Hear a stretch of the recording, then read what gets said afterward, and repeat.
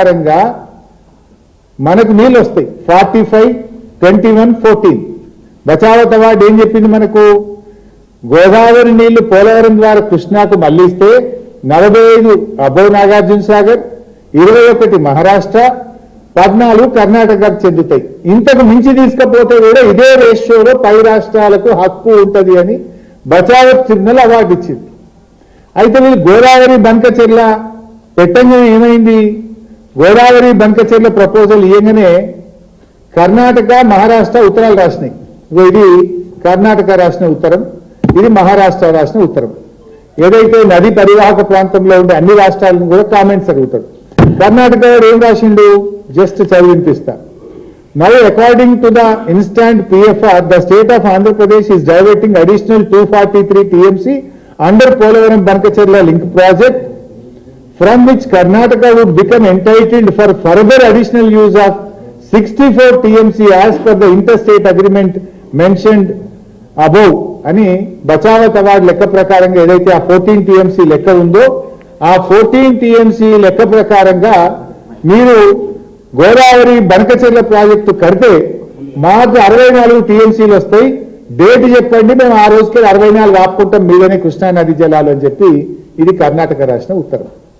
మహారాష్ట్ర కూడా వీళ్ళకు కూడా 21 ఉంది కదా, 45, 21, 14. ఆ 21 మీరు ఆపుకుంటాం మీద కృష్ణా నది జలాలని వీళ్ళు రాసింది. అప్పుడు ఆంధ్రప్రదేశ్కు జ్ఞానోదయమై కృష్ణల గోదావరి నీళ్లు కలిస్తే పాత బచావత్ అవార్డు ప్రకారంగా కృష్ణా నదిలో 45 తెలంగాణకు, 21 మహారాష్ట్రకు, 14 కర్ణాటకకు పోతున్నాయి. ఇప్పుడు ఈ 240 తీసుకపోతే అదే రేషియోలో వాళ్ళకి హక్కు దొరుకుతుంది, సుప్రీంకోర్టు పోయినా వాళ్ళకి నీళ్లు పోతాయనే సోయి జ్ఞానోదయం ఆంధ్రప్రదేశ్కి అయింది. మన తెలంగాణ వాళ్ళకి గాలే కాక ఏమంటారు, ఇది అదే బంకచెర్ల ఆగిపోయిందని సంకల్ గుద్దుకొని మా విజయమైన ఉత్తమ్ కుమార్ రెడ్డి వాళ్ళు ఏం చేసింది? ఇప్పుడు కృష్ణే కలపకుండా డైరెక్ట్ మల్లసాగర్ అని పెట్టిండు. కృష్ణను కలిస్తే బచావత్ అవార్డు వర్తిస్తుంది, మల్ల సాగర్ అంటే బచావత్ అవార్డు వర్తించదు. డిఫరెన్స్ ఈజ్ దానికి దీనికి పెద్ద తేడా లేదు. First package same. ఏది? మొదటి ప్యాకేజీలో మన పోలవరం నుంచి బ్యారేజ్లో, కృష్ణా బ్యారేజ్లో వేసుకునేది సేమ్. అక్కడి నుంచి బ్యారేజ్ నుంచి మళ్ళీ బొల్లంపల్లి రిజర్వాయర్ వరకు తెచ్చేది సేమ్. బొల్లంపల్లి నుంచి నల్లమల్ల సాగర్ దగ్గర ఆపేస్తుండు. ముందుకు పోతే బనకచెర్ల, ముందుకు పోకుండా నల్లమల్ల సాగర్ దగ్గర ఆపి ఒక టనల్ కొట్టి కిందికి తీసుకుపోతుంది. బనకచెర్లకు పోతే ఏమైందంటే రెడీమేడ్ సిస్టమ్ ఉంది, ఆ సిస్టంలో వస్తే ఆటోమేటిక్ రాయలసీమ అంతా పారుతుంది. ఇప్పుడు ఉపయోగం ఏం చేసింది? కృష్ణకు కలిపితే పైన రాష్ట్రాలకు హక్కు దొరుకుతుంది కనుక కలపకుండా మధ్యలోనే ఆపి టనల్ కొట్టి కిందికి కలుపుకుంటుంది, కృష్ణలో కలపకుండా. ఇది కర్ణాటకకు అర్థమైంది, మహారాష్ట్రకు అర్థమైంది, ఆంధ్రప్రదేశ్కి అర్థమైంది, కానీ మన వాళ్ళకి అర్థం కాలేదు. ఏది మా విజయమే మేము గొట్లాడితే బంకచెర్ల ఆగిపోయింది అన్నారు. అది ఆగలే, డబుల్ దెబ్బ కలిగింది. మొదటి దెబ్బ గోదావరి నీళ్ళు పోయేది ఎట్లా పోతున్నాయి, రెండవ దెబ్బ బచావత్ అవార్డు ప్రకారంగా రావాల్సిన 47 కూడా రాకుండా పోతున్నాయి. డబుల్ దెబ్బ కలిగింది. మనోళ్ళు ఆ రకంగా ఇవాళ తెలంగాణకు అన్యాయాన్ని తలబెడతా ఉన్నారు. ఇవాళ బనకచెర్ల ఎంత డేంజరో, బనకచెర్ల కంటే Nallamalla Sagar double danger. We will lose 2. బనకచెర్లనైతేనేమో గోదావరి నీళ్లు పోతాయి కానీ కృష్ణాల వాటా దొరుకుతుంది. నల్లమల్ల సాగర్ అంటే గోదావరి నీళ్లు పోతాయి, కృష్ణాల వాటా కూడా రాదు. డబుల్ ఎడ్జ్డ్ నైఫ్, ఇది డబుల్ డేంజరస్. అయితే ఈ నల్లమల్ల సాగరు మరి ఆంధ్రప్రదేశ్ అడ్డుకోవాలన్నా వద్దా? ఇంత జరుగుతుంటే ఈ ప్రభుత్వం ఏం చేస్తుంది? కుంభకర్ణుల్లాగా నిద్రపోతున్నట్టు నటిస్తుందా? తెలిసి కూడా తెలియనట్టు చేస్తుందా? ఇదంతా రాష్ట్ర ప్రభుత్వానికి తెలియకుండానే జరుగుతుందని అనుకోవాలనా?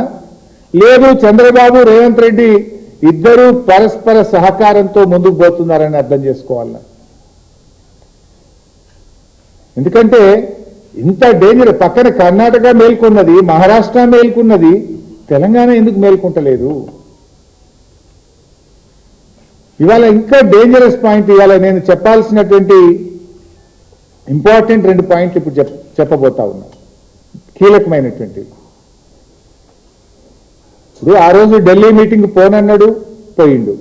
చర్చ జరగలేదన్నాడు, జరిగింది. ఎజెండాలో లేదన్నాడు, ఎజెండాలో ఉన్నది. అది కూడా ఒక్కసారి వీడియో చూద్దాం. వాళ్ళు బంకచర్ల గోదావరి బంకచర్ల వాళ్ళు కడతామని అడుగుతాయి కదా మేము ఆపమని చెప్పడానికి. ఎజెండాలో వాళ్ళు కడతామన్న ప్రతిపాదననే చర్చకు రానప్పుడు ఆపమనే చర్చనే రాదు. This is agenda.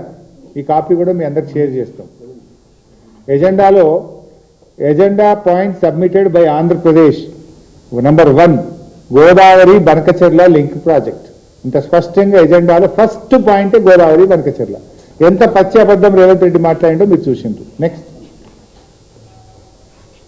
మరి మెయిన్గా ఏదైతే ఆంధ్రప్రదేశ్ రాష్ట్రం నుంచి పోలవరం బనకచెర్ల ప్రాజెక్టు అంశం మీద ఏదైతే ఆంధ్రప్రదేశ్ ఇచ్చినటువంటి అంశం మీద, అదేవిధంగా తెలంగాణ రాష్ట్రం కృష్ణా గోదావరికి సంబంధించినటువంటి ఏదైతే రేట్ మీద ఇష్యూస్ ఏవైతే ఉన్నాయో ఇవి రెండు కూడా టెక్నికల్ ఇష్యూస్ అన్ని కూడా ఇన్వాల్వ్ అయి ఉన్నాయి కాబట్టి ఈ టెక్నికల్ ఇష్యూస్ ని ముందుగా ఒక పరిష్కారం చూపేటువంటి విధంగా ఒక కమిటీని నిర్ణయం తీసుకోవాలని, ఏదైతే ఈ యొక్క కృష్ణా గోదావరి ఇష్యూస్ అదేవిధంగా పోలవరం బనకచెర్లకు సంబంధించినటువంటి ఈ యొక్క రెండు సబ్జెక్టుల మీద కూడా మరి టెక్నికల్ అదేవిధంగా అడ్మినిస్ట్రేటివ్ ఆఫీసర్స్ తో కలిపి, ఎందుకంటే ఈ కమిటీ ద్వారా ఒక బేసిక్ మెకానిజం ఏదైతే ఇన్వాల్వ్ మరి బిల్డప్ చేసుకుని ఒక రోడ్ మ్యాప్ ని ముందుకు తీసుకునేటువంటి విధంగా